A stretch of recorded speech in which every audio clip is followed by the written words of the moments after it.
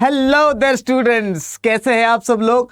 मैं मोइन पठान एक बार फिर से आप सब लोगों के सामने, और आज मैं लेकर आया हूं एक और जीके का बहुत बहुत बहुत बहुत ज़्यादा इंपॉर्टेंट टॉपिक। और आज का टॉपिक हमारा रहने वाला है इंटरनेशनल ऑर्गेनाइजेशंस। और आज हम लोग देखने वाले हैं 3 इंटरनेशनल ऑर्गेनाइजेशंस। हम लोगों ने यूनाइटेड नेशंस के बारे में सारी की सारी चीज़ें देख ली। आई होप कि आप लोगों को सारी की सारी चीज़ें यूनाइटेड नेशंस के बारे में समझ में आ गई होगी। अब हम लोग क्या करने वाले हैं, यूनाइटेड नेशंस तो हो गया हमारा, उसके अलावा जितने इंटरनेशनल ऑर्गेनाइजेशन है उसको देखेंगे, ताकि उसके बारे में कुछ भी अगर सीयूटी के एग्जाम में आता है तो हमारी वो चीज़ें हो जाए क्लियर। चाहे सीयूटी में आए, चाहे किसी भी और भी एग्जाम में आए, कंटेंट सेम रहने वाला है। इसलिए अगर आप किसी और एग्जाम के लिए भी तैयारी कर रहे हैं तो ये चीज़ आपको करेगी बहुत ज़्यादा हेल्प, क्योंकि स्टैटिक जीके तो स्टैटिक है ना, चेंज नहीं होता। तो हम लोग आज करने वाले हैं 3 मेन चीज़ों के बारे में। हम लोग पढ़ेंगे आसियान के बारे में, सार्क के बारे में, और हम लोग पढ़ने वाले हैं बिम्स्टेक के बारे में। तो अगर आप लोगों को अभी तक कन्फ्यूजन थी या नहीं पता था कि ये ऑर्गेनाइजेशंस क्या है, तो ये सारी की सारी डिटेल्स आज देने वाला हूँ आपको मैं। तो दिल थाम के बैठिए, क्योंकि मौसम बिगड़ने वाला है। चलिए तो स्टार्ट करते हैं हम लोग आज का लेक्चर हमारा जल्दी से। तो सबसे पहले आप सबका एक बार स्वागत करता हूं मैं सीयूटी अड्डा 24/7 पर, जो कि आप लोगों के लिए लेकर आता है बहुत सारी न्यूज़, बहुत सारी करंट अफेयर्स, बहुत सारा जीके, और आपकी हेल्प करता है आपके सीयूटी के एग्ज़ाम को क्लियर करवाने में, प्लस आपकी मनचाही यूनिवर्सिटी दिलवाने में। चलिए, तो अगर आप लोगों को सीयूटी से रिलेटेड किसी भी चीज़ में कोई प्रॉब्लम है तो आपको पता है कि क्या करना है। ये वाला नंबर है हमारे पास, ये हमारा हेल्पलाइन नंबर है, इसके ऊपर कॉल कीजिए और अपनी सारी की सारी चीज़ें इनको बताइए कि किस चीज़ में आपको प्रॉब्लम आ रही है। डोमेन में है, रजिस्ट्रेशन फॉर्म में है, एडमिशन से रिलेटेड है, या कैटेगरी से रिलेटेड है, जो कुछ भी प्रॉब्लम है आप इनको बताइए और ये आपकी हेल्प ज़रूर ज़रूर करेंगे। ठीक है, तो ठीक है, आगे बढ़ते हैं हम लोग और देखते हैं कि हमारे पास अब क्या क्या रहने वाला है। ठीक है, तो हमारा आज का जो सबसे पहला टॉपिक है वो है सार्क। तो सार्क क्या है इसके बारे में देखेंगे हम लोग। तो सारे के सारे इंटरनेशनल ऑर्गेनाइजेशंस करेंगे, धीरे धीरे करेंगे, क्योंकि एकदम से अगर मैं सारे के सारे ऑर्गेनाइजेशंस आप लोगों को करवा दूंगा तो याद नहीं रहेगी, है ना। यूनाइटेड नेशन धीरे धीरे किया, सब कुछ याद हो गया। ठीक है, अगर यूनाइटेड नेशंस वाली टॉपिक नहीं देखा है आप लोगों ने तो ज़रूर देखना उसको, इंपॉर्टेंट टॉपिक है, उसके बारे में क्वेश्चंस आते हैं स्टैटिक जीके में, चाहे कोई भी एग्जाम हो। और उसी तरीके से अब हम लोग करने वाले हैं किसके बारे में, दूसरे इंटरनेशनल ऑर्गेनाइजेशंस के बारे में। सबसे पहला ऑर्गेनाइजेशन जो मैं आप लोगों को करवाने वाला हूँ वो है सार्क। तो आइए जल्दी जल्दी से सार्क के बारे में देखते हैं कि सार्क क्या है।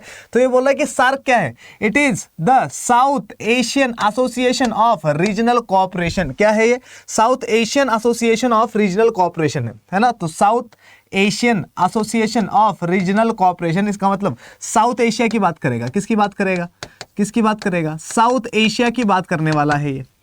ठीक है, south Asian association of regional cooperation. तो रीजनल कोऑपरेशन के लिए साउथ एशियन नेशंस ने एक क्या बनाई है, एक टीम बनाई है जिसका नाम है सार्क। आगे क्या बोल रहा है, इसकी हेडक्वार्टर्स क्या है, तो ये बोल रहा है इसकी हेडक्वार्टर्स जो है वो नेपाल में है, और नेपाल की कैपिटल हम सबको पता है काठमांडू है।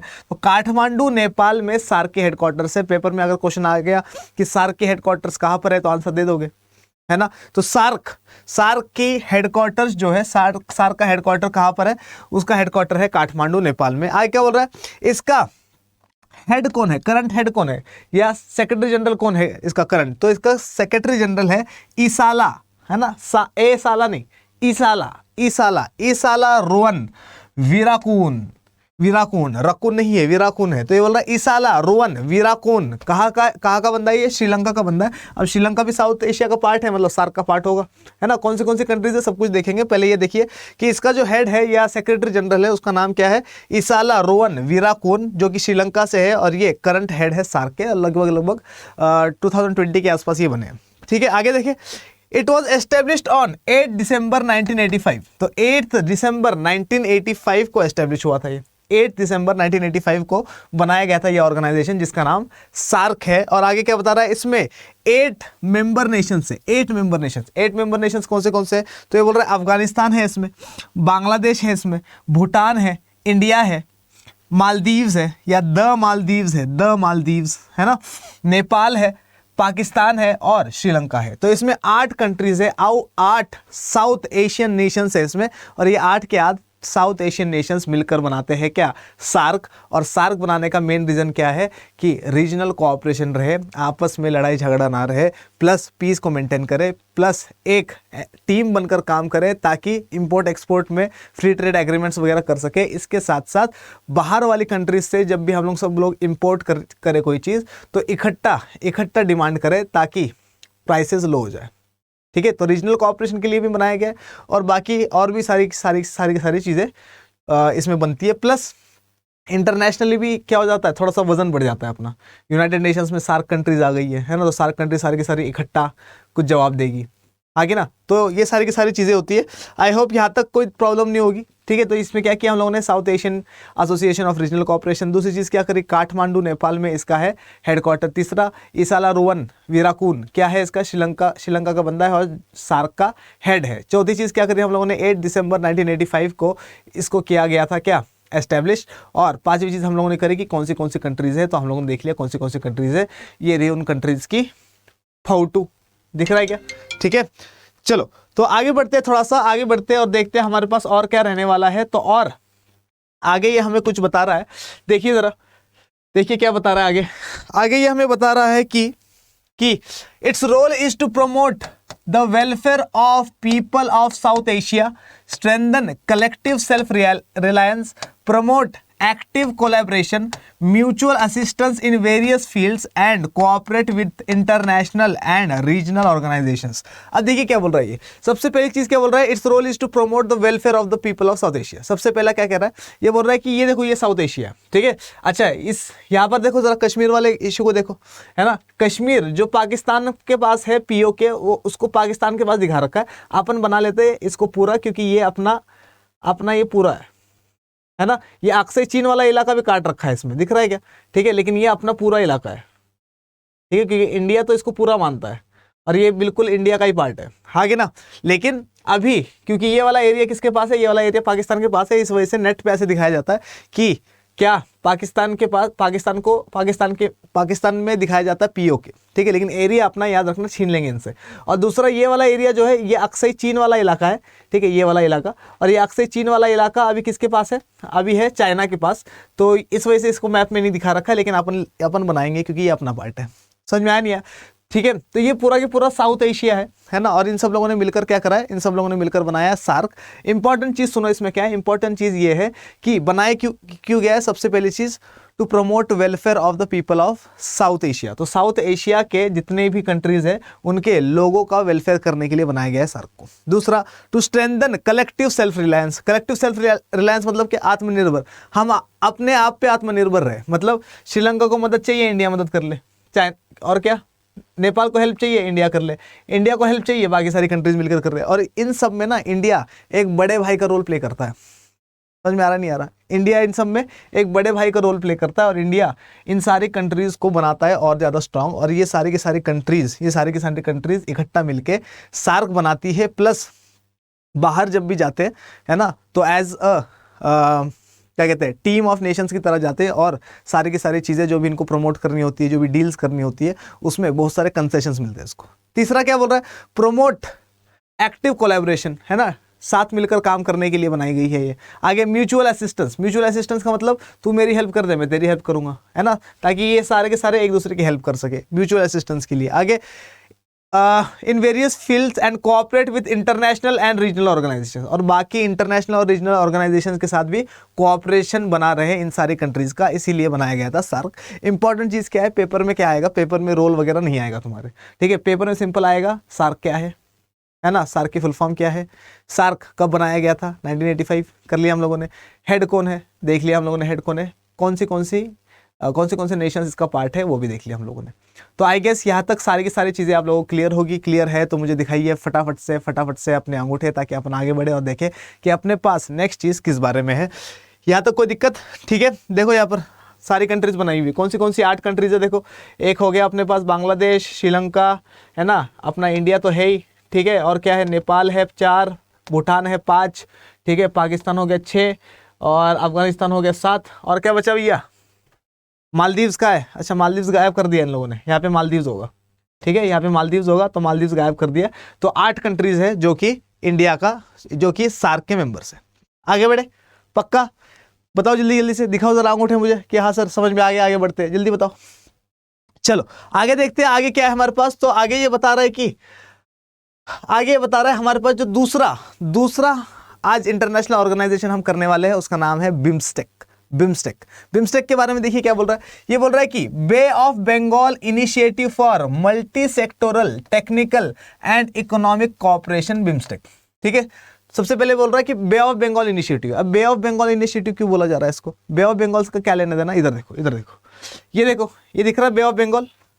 इस ग्रुप में जितने भी क्या है हमारे पास कंट्रीज है वो बे ऑफ बंगाल से जुड़ी हुई है। देखो दिख रही है क्या? चाहे वो थाईलैंड हो, चाहे वो म्यांमार हो, चाहे बांग्लादेश हो, चाहे इंडिया हो। ठीक है, भूटान को अपन ले लेते हैं, लैंडलॉक्ड कंट्री है वो। ठीक है, तो इंडिया का पार्ट मान लो इसको। ठीक है, नेपाल को मान लो। ठीक है, और क्या है? श्रीलंका। तो ये सारी के सारी क्या है? एनसर्कल कर रही है किसको? बे ऑफ बंगाल को। और इसी वजह से इसको क्या बोला जा रहा है? इसको बोला जा रहा है बिम्स्टेक। ठीक है, और बनाई किस लिए गई है? ये एक मल्टी सेक्टोरल ऑर्गेनाइजेशन है। मल्टी सेक्टोरल मतलब बहुत सारी चीज़ों पे काम करने वाली ऑर्गेनाइजेशन है, और इसको बनाया गया है for technical and economic cooperation. Technical cooperation करेंगे, इकोनॉमिक कोऑपरेशन करेंगे, पैसा। ठीक है, इकट्ठा मिलकर काम करेंगे, बहुत पैसा कमाएंगे, सबका फायदा है ना बाबू भैया, पैसा ही पैसा होगा। इकोनॉमिक कोऑपरेशन समझ में आ रहा नहीं आ रहा? ठीक है, हेडक्वार्टर्स कहाँ पर है इसका? उसका हेडक्वार्टर कहाँ पर था? सार्क का, काठमांडू नेपाल में। इसका हेडक्वार्टर कहाँ पर है? इसका हेडक्वार्टर है ढाका में, बांग्लादेश में। या ठीक है, तो ढाका बांग्लादेश में क्या है? इसका हेडक्वार्टर है। कोई दिक्कत है क्या? ठीक है, आगे बढ़े, आगे बढ़े। फुल फॉर्म याद रखना भैया जरूर। ठीक है, फुल फॉर्म कई बार ऐसे पूछा जाता है कि बताए बिम्स्टेक में एस क्या है बताओ, है ना? तो सेक्टोरल आता है। टी क्या है? टेक्निकल है। ई क्या है? इकोनॉमिक है। सी क्या है? कोऑपरेशन है। बी क्या है? बे ऑफ बंगाल है। समझ में आ रहा नहीं आ रहा? कई बार बिम्स्टेक की फुल फॉर्म आती है बीच में, और जिसको पता नहीं होता और ऑप्शन में बे ऑफ बंगाल लिखा होता है तो लोग कहते हैं यार बे ऑफ बंगाल तो नहीं होगा, है ना? दूसरा टिक्का मान लेते हैं, तुक्का भी मारना तो गलत करते हैं। ठीक है, तो इससे बढ़िया पढ़ के चले जाओ, है ना? आगे देखो क्या बोल रहा है। इट वॉज एस्टेब्लिश्ड ऑन 6 जून 1997। कब एस्टेब्लिश किया गया इसको? इसको एस्टेब्लिश किया गया था 6 जून 1997 में। उसको कब एस्टेब्लिश किया गया था? सार्क को एस्टेब्लिश किया गया था कब? 1985 में, हाँ कि ना? इसको 1997 में, मतलब उसके बाद की ऑर्गेनाइजेशन है। ठीक है, आगे देखो क्या बोल रहा है। मेंबर नेशंस, उसमें कितनी कंट्रीज थी? सार्क में 8 कंट्रीज थी, इसमें 7 कंट्रीज है, मतलब एक कंट्री कम है इसमें। देखो कौन सी कंट्रीज है इसमें। ये कह रहा है कि इसमें है Bangladesh, Bhutan, India, Myanmar, Nepal, Sri Lanka and Thailand. ठीक है, थाईलैंड की कैपिटल पता है सबको? बैंकॉक है। म्यांमार की कैपिटल बताओ मुझे क्या है, और भूटान की कैपिटल बताओ क्या है? कमेंट सेक्शन में म्यांमार और भूटान की कैपिटल क्या है मुझे कमेंट सेक्शन में जरूर बताना। और श्रीलंका की भी कैपिटल चेंज हो गई ना, पहले कोलंबो थी, अब क्या है कैपिटल श्रीलंका की। तो श्रीलंका की कैपिटल भी बताओ मुझे कमेंट सेक्शन में कि श्रीलंका की कैपिटल क्या है। यहाँ तक कोई किसी को दिक्कत है तो बताओ। और ये देखो जरा, ये फोटो देखो, है ना? दिख रहा है कि बे ऑफ बंगाल, और इसको एनसर्कल करते हुए सारे के सारे। ठीक है, Bhutan, India, Bangladesh, Nepal, Myanmar, Thailand और श्रीलंका। बे ऑफ बंगाल इनिशिएटिव, ठीक है, for multi sectoral technical and economic cooperation. ठीक है, आगे देखो क्या बोल रहा है। It was established for technological and economical cooperation among south Asian and south east Asian Nations. तो ये बोल रहा है क्या, इसको क्यों बनाया गया था? इसको बनाया गया था ताकि टेक्निकल और या टेक्नोलॉजिकल और इकोनॉमिकल कोऑपरेशन रहे किसके बीच में? साउथ एशियन और साउथ ईस्ट एशियन कंट्रीज में। साउथ ईस्ट एशियन कंट्रीज में। अब साउथ ईस्ट एशियन मतलब ये देखो, ये इंडिया के नीचे ये सारी की सारी कंट्रीज जो है, कलर चेंज करता हूँ ताकि तुम लोगों को दिख जाए अच्छे से। इधर देखो जरा, इधर देखो, ठीक है, ये देखो, इंडिया के नीचे सारे के सारे साउथ एशियन नेशन है, सारे के सारे बिल्कुल साउथ एशियन नेशन है। अब ध्यान सुनो, ये सारे के सारे साउथ है, ये सारे के सारे ईस्ट है। ठीक है, तो साउथ और ईस्ट के बीच में क्या आता है? South east. अरे बोलो भैया, तो ये जितनी भी कंट्रीज आएगी ये वाली, इनको बोला जाएगा साउथ ईस्ट एशिया। क्या बोला जाएगा? South east Asia. तो साउथ एशिया में कौन कौन आता था? ये तो हम लोगों ने कर लिया था कि साउथ एशिया में कौन कौन आता है, सार्क वाले में किया था, नहीं किया था? ठीक है, उसी तरीके से अब हम लोग देखते हैं कि साउथ ईस्ट एशिया में कौन कौन आ रहा है। तो साउथ ईस्ट एशिया में आ रहा है म्यांमार, साउथ ईस्ट एशिया में आ रहा है थाईलैंड, है ना, लाओस, वियतनाम वगैरह वगैरह। ये सारे के सारे कहाँ पर आएंगे? कंबोडिया, है ना, ये सारे के सारे आएंगे साउथ ईस्ट एशिया में। तो साउथ ईस्ट एशिया और साउथ एशिया में क्या रहे? कोऑपरेशन रहे। कौन सा cooperation? Technological cooperation plus economical cooperation, इसी को कहा जाता है। इसीलिए बनाया गया था क्या? इसलिए बनाया गया था बिम्स्टेक। ठीक है, देखो क्या बोल रहा है, along the coast of Bay of Bengal. ठीक है, मतलब कौन से साउथ ईस्ट एशियन नेशंस की बात कर रहा है? उन साउथ ईस्ट एशियन नेशंस की जो कि बे ऑफ बंगाल से लगे हुए हैं। आया समझ में? जल्दी बताओ, अगर आ गया है समझ में तो जल्दी से दिखाओ मुझे अपने क्या अंगूठे फटक फटक फटक फटक फटक से, ताकि अपन देखें कि और अपने पास क्या क्या है। ठीक है, आगे बढ़े, देखिए आगे और क्या है हमारे पास। तो नेक्स्ट पेज पे देखते हैं और क्या है हमारे पास। देखिए बिम्स्टेक के बारे में, बिम्स्टेक के बारे में देखो और क्या बोल रहा है। इनिशियली इट हैड 4 मेंबर्स, ये बोल रहा है कि बिम्स्टेक में स्टार्टिंग में सिर्फ और सिर्फ 4 ही मेंबर्स थे। Initially it had only 4 members, 4 he members थे बिम्स्टेक में पहले। लेकिन कौन से मेंबर्स है वो कह रहा है? बांग्लादेश है ना, यहाँ पर तो क्या है, इसकी हेडक्वार्टर्स है ढाका में, ढाका में, हाँ कि ना। तो बांग्लादेश, इंडिया, श्रीलंका और थाईलैंड, सिर्फ 4 ही थे, जिसमें से साउथ ईस्ट एशियन नेशन एक ही था जिसका नाम है थाईलैंड। बाद में बाकी सारे जुड़ते चले गए, कैसे कैसे जुड़ते चले गए ध्यान से देखो। टोटल कितने हैं? 7। स्टार्टिंग में कितने थे? 4। ठीक है, बांग्लादेश, इंडिया, श्रीलंका और थाईलैंड, मतलब ये इनके फाउंडिंग मेंबर्स है। कौन है इनके? फाउंडिंग मेंबर्स है या फाउंडिंग फादर्स है। फाउंडिंग मेंबर्स लिख लो, ज्यादा बढ़िया। अरे ये क्या बना दिया? ठीक है, आगे देखो क्या बोल रहा है। लेटर म्यांमार ज्वाइंड इन 1997, बाद में म्यांमार ने क्या कर दिया? ज्वाइन कर दिया। म्यांमार को पहले बर्मा के नाम से जाना जाता था, पहले ये इंडिया का भी पार्ट था और इंडिया से अलग हुआ था, सेपरेटेड फ्रॉम इंडिया इन 1935। पहले इंडिया का पार्ट था, है ना, उससे पहले इंडिया का पार्ट नहीं था। 1885 में इंडिया का पार्ट बनता है, 1935 में इंडिया से अलग हो जाता है। ठीक है, ब्रिटिशर्स अलग करते हैं इनको। क्यों? क्योंकि म्यांमार वाले जो लोग थे, बर्मा वाले जो लोग थे, वो क्या करते हैं, वो लोग भी इंडिपेंडेंस मांगने स्टार्ट कर देते हैं। इंडिया में भी कांग्रेस जो है वो स्ट्रांग हो रही थी, इन दोनों के बीच में दोस्ती हो रही थी। ब्रिटिशर्स ने कहा इनको अलग कर दो, तो अलग कर दिया था। किसको? बर्मा को। अब अलग से एक कंट्री है ना।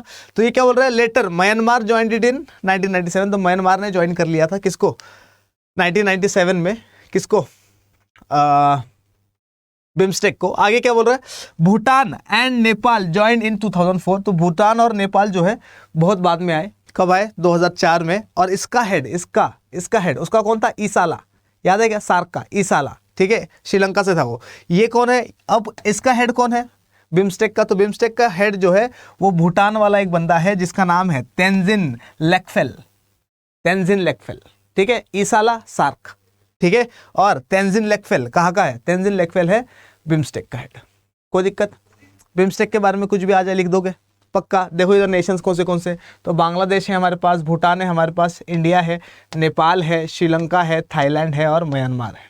ठीक है, कैपिटल्स मैंने आप लोगों को किस किस की पूछी है? मैंने पूछी है आप लोगों को कैपिटल म्यांमार की, मैंने आप लोगों की पूछी है कैपिटल मालदीव्स की भी बता दो, मालदीव्स की कैपिटल क्या है? ठीक है, और किसकी बताओगे तुम लोग? और बताना मुझे कैपिटल भूटान की, है ना। और श्रीलंका की कैपिटल चेंज हुई है। सारे के सारे कैपिटल्स कमेंट सेक्शन में लिखकर बताना कि आप लोगों को आते नहीं आते। देखो मैं तुम लोगों को बता दूंगा कैपिटल, मुझे तो आते ही है ना। अगर मैंने कैपिटल बता दी तुम लोग सुन लोगे, दिमाग से निकल जाएगा। खुद सर्च करोगे याद रहेगा। ठीक है, इस वजह से बोलता हूँ कि खुद सर्च करो, कमेंट सेक्शन में लिखो। ठीक है, आगे बढ़े। 2 चीजें देख ली हम लोगों ने, कोई दिक्कत किसी को? एक बार देखे पीछे और कुछ है क्या बचा हुआ? ठीक है, कुछ नहीं है। चलिए आगे देखते हैं। तीसरा ऑर्गेनाइजेशन जिसके बारे में, तीसरा और लास्ट ऑर्गेनाइजेशन जिसके बारे में हम लोग बात कर रहे हैं, इसका नाम है क्या? इसका नाम है क्या? आसियान। एशियन मत पढ़ लेना इसको, एशियन तो पेंट्स होता है, आसियान है। ठीक है, आसियान। अब आसियान के बारे में देखो, ये क्या बोल रहा है? Association of south east Asian Nations है। क्या है ये? Association of south east Asian Nations, association of south east Asian Nations. समझ में आ रहा नहीं आ रहा? मतलब अब इसमें साउथ एशिया नहीं आएगा, इसमें सिर्फ और सिर्फ साउथ ईस्ट एशिया आएगा। समझ में आ रहा नहीं आ रहा? देखो ये वाले, ये दिख रहा है क्या? ये थाईलैंड था, यहाँ से ऊपर चले जाओगे, सॉरी ये म्यांमार है, म्यांमार इसके इस साइड में चले जाओगे तुम लोग तो यहाँ पे इंडिया मिलेगा अपने को। लेफ्ट में जाएंगे तो क्या मिलेगा? इंडिया मिलेगा। मतलब इंडिया जो है वो कहाँ पर है? इंडिया जो है वो उस साइड है, उस साइड टीवी के बाहर हो गया वो। समझ में आ रहा नहीं आ रहा? ठीक है, अब इस साइड की बात कर रहे हैं हम लोग, किसकी? साउथ ईस्ट एशिया की। और साउथ ईस्ट एशियन नेशंस मिलकर बनाते हैं क्या? आसियान। बहुत स्ट्रांग ऑर्गेनाइजेशन है इनकी, 10 कंट्रीज है इसमें। तो सार्क में कंट्रीज थी 8, बिम्स्टेक में थी 7 और आसियान में होगी 10 कंट्रीज, 10। आइए जल्दी से देखते हैं इसके बारे में। तो ये बोल रहा है ASEAN, south association of south east Asian Nations. Paper में क्वेश्चन आ जाए कि आसियान कौन सी कंट्रीज को क्या करता है? इंडिकेट करता है, किन कंट्रीज के बारे में बताता है? तो साउथ ईस्ट एशियन नेशंस के बारे में बताता है। आगे क्या बोल रहा है? Its headquarter is in Jakarta. कहाँ पर इसका हेडक्वार्टर? जकार्ता इंडोनेशिया में। बिम्स्टेक का कहाँ पर था? बिम्स्टेक का उधर था, किसमें? ढाका में। और उसका कहाँ था? सार्क का था काठमांडू में, याद है क्या? ठीक है। और इसका कहाँ पर है? आसियान का है जकार्ता में। और जकार्ता कैपिटल है किसकी? इंडोनेशिया की। और जकार्ता अब कैपिटल चेंज होने वाली इंडोनेशिया एशिया की, और बनने वाली है क्या? नुसंतरा कैपिटल बनने वाली है। नुसंतरा 2024 में बोल रखा है इन लोगों ने कि 2024 में कैपिटल चेंज हो जाएगी किसकी? इंडोनेशिया की, और नुसंतरा बन जाएगी। लेकिन इसका हेडक्वार्टर तो जकार्ता में ही है, जकार्ता में ही रहेगा। अरे बोलो भैया, ठीक है। आगे बढ़े। हेड कौन है इसका? हेड कौन है? तो इसका हेड है डॉक्टर काओ किम हॉन, कंबोडिया वाले। ठीक है। तो कंबोडिया की कैपिटल क्या है, ये भी मुझे कमेंट सेक्शन में बताना कि सर कंबोडिया की कैपिटल ये है। ठीक है। अब ध्यान सुनो, ये जो बंदा है ना, इसको जनवरी में ही अपॉइंट किया है। जनवरी 2023 में ही ये क्या बन गया है? सेक्रेटरी जनरल या हेड बन गया है। क्या? Secretary general. अगर मैं हेड लिखूं या सेक्रेटरी जनरल लिखूं एक ही बात है। तो सेक्रेटरी जनरल या हेड किसका?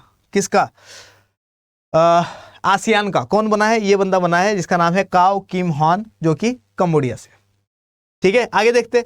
इट वॉज एस्टेब्लिश्ड ऑन 8 अगस्त 1967, मतलब सबसे पहले एस्टेब्लिश हुई है ये। सार्क से भी पहले, बिम्स्टेक से भी पहले। समझ में आया? सार्क कब बनी थी? सार्क बनी थी हमारी 1985 में। बिम्स्टेक बनी थी 1997 में।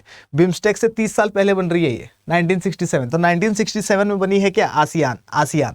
इट वॉज एस्टेब्लिश्ड ऑन 8 अगस्त 1967। ये जो डेट है ना, ये याद नहीं करोगे तो भी चल जाएगा। ईयर याद होना बहुत इंपॉर्टेंट है ना। पेपर में ईयर पूछा जाएगा, डेट नहीं पूछी जाएगी। ठीक है। आगे देखो क्या बोल रहा है। 10 मेंबर है इसमें, 10 मेंबर। सार्क में कितने मेंबर्स थे? 8। ठीक है। बिम्स्टेक में 7, इसमें 10 मेंबर्स है। कौन से 10 मेंबर्स है? ब्रुनई की कैपिटल बताना भैया।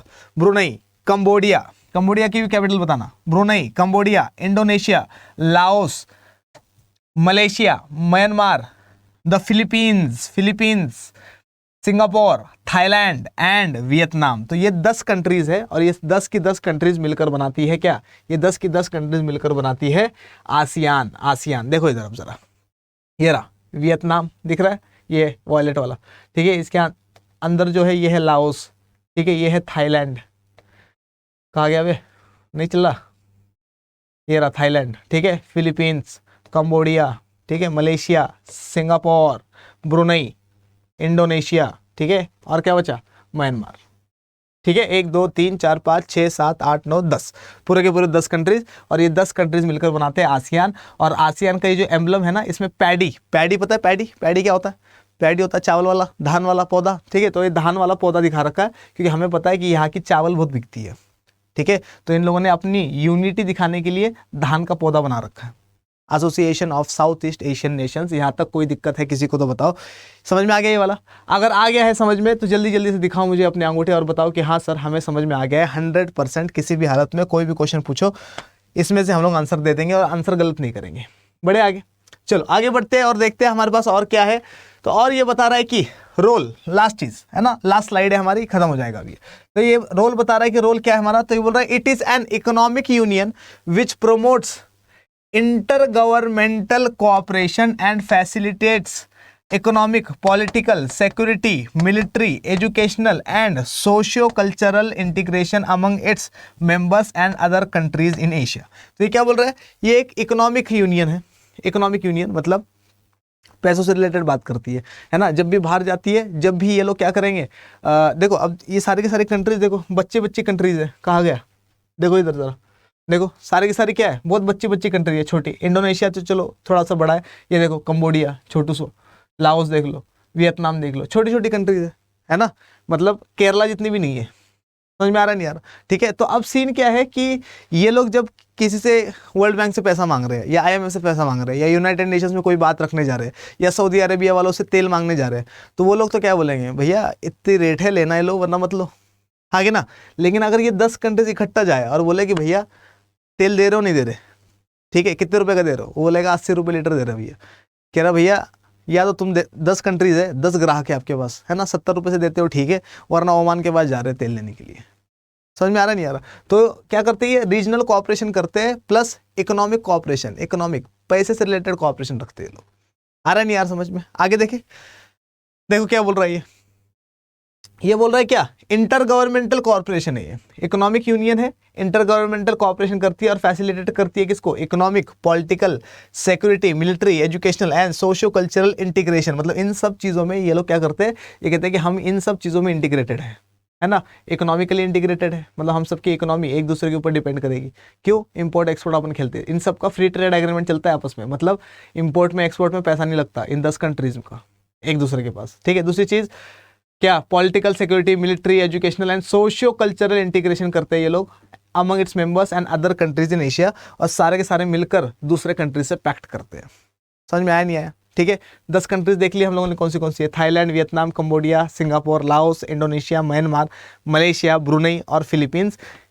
मुझे क्या बताना आप लोग, मुझे बताना वियतनाम की कैपिटल क्या है, मुझे बताना कंबोडिया की कैपिटल क्या है, मुझे बताना सिंगापुर की तो तुम्हें पता ही होगी, लाओस की कैपिटल बताना, मुझे बताना म्यांमार की कैपिटल, और मुझे बताना फिलीपींस की कैपिटल, ब्रुनई की कैपिटल, ठीक है। मलेशिया की भी बता दो, ठीक है। तो मलेशिया की तो चलो बता दो, है ना, कुआलालंपुर है वैसे, ठीक है। तो इन सारी की सारी चीज़ों के बारे में इन्फॉर्मेशन मैंने आप लोगों को दे दी है। आई होप कि आप लोगों को समझ में आया होगा। अगर नहीं समझ में आया, किसी को भी किसी भी चीज़ में डाउट है, तो कमेंट सेक्शन खुला है आप लोगों के लिए, कमेंट सेक्शन में कमेंट करिए। आपका अपना जीतू भैया आपको ज़रूर ब-ज़रूर 100% उसका जवाब ज़रूर देगा, ठीक है। अगर समझ में आया है लेक्चर तो इसको लाइक करिए, शेयर करिए, अपने दोस्तों को दिखाइए, है ना, और मुझे दिखाइए बहुत सारा प्यार। और लास्ट चीज़ सुन के जाइए जाते जाते कि अपना टॉपर्स 2.0 बैच जो है ये हो रहा है स्टार्ट। कब से, 7 तारीख से, 7/3/2023, ठीक है। तो अपना टॉपर्स 2.0 बैच स्टार्ट हो रहा है 7 तारीख से। और टॉपर्स 2.0 बैच के लिए अपन को क्या करना है, अपने को अगर एनरोल करना है तो आप लोगों को कोड यूज़ करना है क्या, Y247, मतलब 742, ठीक है। Y742 कोड यूज़ करना, आपको 21% के आसपास का डिस्काउंट मिलेगा, मैक्सिमम डिस्काउंट इतना ही है, ठीक है। तो अगर आप लोग एनरोल होना चाहते हैं और CUET की तैयारी एक होलिस्टिक वे में करना चाहते हैं, एक इंक्लूसिव वे में करना चाहते हैं, और यहाँ पर मैं आप लोगों को खुद 2 सब्जेक्ट पढ़ाने वाला हूँ, तो निश्चिंत रहिए, ठीक है। बहुत अच्छे से पढ़ाई करेंगे, डायरेक्शन में पढ़ाई करेंगे। तो अगर आप लोग इसमें एनरोल हो रहे हैं तो ये वाला कोड ज़रूर यूज़ कीजिएगा। उसके साथ साथ अगर हम लोग बात करें किसकी, अगर आप लोगों को NDA में अगर आप लोगों का एडमिशन लेना है, मतलब NDA के लिए अगर आप लोगों को पढ़ाई करनी है, तो NDA के लिए अपना विक्रम 2.0 बैच चल रहा है, विक्रम 2.0 बैच चल रहा है। और विक्रम 2.0 बैच के लिए भी आपको क्या करना पड़ेगा, एनरोल करना पड़ेगा। और सेम अड्डा 24/7 Y742 का कोड आप लोग यूज़ कर लीजिएगा। तो यहाँ पर भी आपको 21% का बैच फ़ायदा हो जाएगा, डिस्काउंट मिलेगा। और इसमें विक्रम 2.0 में भी मैं आप लोगों को 2 सब्जेक्ट पढ़ाऊंगा, एक पढ़ाऊंगा करंट अफेयर्स और दूसरा मैं आप लोगों को पढ़ाऊंगा हिस्ट्री। इधर पॉलिटिकल साइंस और करंट अफेयर्स, उधर करंट अफेयर्स और हिस्ट्री पढ़ाऊंगा मैं, ठीक है। तो कैसे अप्लाई करना है वो भी बता देता हूँ, एक बार आप लोगों को दिखा दूँगा। चलो मैं दिखा देता हूँ आपको कैसे अप्लाई करना है, एक सेकेंड दीजिए मुझे। देखिए अप्लाई करना, तो अप्लाई करने के लिए क्या करना है, आपको जाना है गूगल पे, कुछ नहीं करना, सिंपल सा गूगल पे चले जाइए, ठीक है। ऐसे चले जाइए आप गूगल पे, और गूगल पे जाकर आपको यहाँ पे डालना है अड्डा 24/7 डाल दीजिए। तो अड्डा 24/7 डाल देंगे तो ये ऐसी स्लाइड खुल जाएगी, इसके ऊपर करिए क्लिक आप लोग, ठीक है। तो ऐसा कुछ खुल जाएगा, ठीक है। तो यहाँ पे आपको मिलेगा ऑल कोर्सेज का ऑप्शन, ऑल कोर्सेज पे क्लिक करिए। यहाँ पे बहुत सारे ऑप्शन आएंगे आपके पास, आपको जाना है अंडर ग्रेजुएट एंट्रेंस एग्जाम्स में। और अगर आप लोग CUET की तैयारी कर रहे हैं तो यहाँ पर साइड में आपको दिखेगा CUET का ऑप्शन, तो ये रहा CUET पे क्लिक करिए। और CUET में आप लोगों को बहुत सारे ऑप्शन दिख रहे हैं यहाँ पर, ठीक है। तो आपको क्या करना है, आपको जो भी आपकी स्ट्रीम है, चाहे साइंस है, चाहे पोस्ट ग्रेजुएशन है, चाहे आर्ट्स है, कॉमर्स है, मान लो आपकी जो स्ट्रीम है वो साइंस की स्ट्रीम है, तो साइंस के ऊपर अपन क्लिक करेंगे और यहाँ पर आपको दिखेगा क्या, आपको दिखेगा बहुत सारे कोर्सेज दिख रहे है ना। तो CUET साइंस, ये महापैक है। महापैक में आपको सारे के सारे बैचेस जो है उसका पूरी की पूरी इन्फॉर्मेशन मिल जाती है, ठीक है। तो आपको कोई भी, जैसे टॉपर्स 2.0 बैच ये दिखा रहा है, ठीक है, PCMB के लिए, इसके ऊपर हम लोग क्लिक करते हैं तो इसकी प्राइस देखो कितनी दिखा रहा है, ये प्राइस दिखा रहा है 2999, मतलब लगभग 3000 रुपीज़ का है। लेकिन इधर देखिए ये सारी की सारी इन्फॉर्मेशन देगा कि कैसे कैसे पढ़ाई होगी, क्या क्या होगा, क्यों अड्डा 24/7 को यूज़ करना है हम लोगों को। तो ये सारी इन्फॉर्मेशन इसमें लिखी हुई है, ठीक है। तो सबके बारे में लिखा हुआ है, सारे टीचर्स के बारे में जो आप लोगों को पढ़ाने वाले हैं। प्लस इसके साथ साथ आपको क्या करना है, जब भी आप इसको बाय करोगे ठीक है, तो कुछ ऐसी स्लाइड खुलेगी आपके सामने और आपको यहाँ डालना है अपना कूपन। और आपका कूपन क्या है, नहीं आ रहा है क्या इसमें? चलो खैर, यहाँ पर आप खोलोगे ना तो इसमें अभी फिलहाल वो नहीं आ रहा है, क्या कहते हैं उसको, कीपैड नहीं आ रहा है। खैर उसकी तो कोई दिक्कत नहीं है, कीपैड नहीं आ रहा है तो ठीक है, कोई बात नहीं। इस पे आप लोग डालना क्या, Y742 डालना आप, और Y742 डालेंगे, अप्लाई करेंगे तो यहाँ पर आपको डिस्काउंट दिखाई देगा। ये वाला डिस्काउंट दिखा देता हूँ तब तक मैं, ये 15% का ही डिस्काउंट है, उस कोड पे 21% का डिस्काउंट है। तो अगर आप लोग यहाँ पे अप्लाई कर देंगे तो देखिए इसका 500 रुपीज़ के आसपास कम हो गया, इसका 450 रुपये के आसपास। ठीक है, वो डालेंगे तो और भी कम हो जाएगा, लगभग 2100 के आसपास आपको पूरा का पूरा पैक मिल जाएगा। ठीक है, तो बाय नाउ कर लीजिए, कंटिन्यू कर लीजिए, आपका इसमें हो जाएगा। ठीक है, तो आई होप कि सारा का सारा लेक्चर जो है आप लोगों को समझ में आया होगा, पसंद आया होगा। तो अगर पसंद आया है तो इसको करिए लाइक, इसको करिए शेयर, अपने दोस्तों को दिखाइए। तब तक के लिए मोइन पठान आपका अपना जीतो भैया आप सबसे कहता है जय हिंद।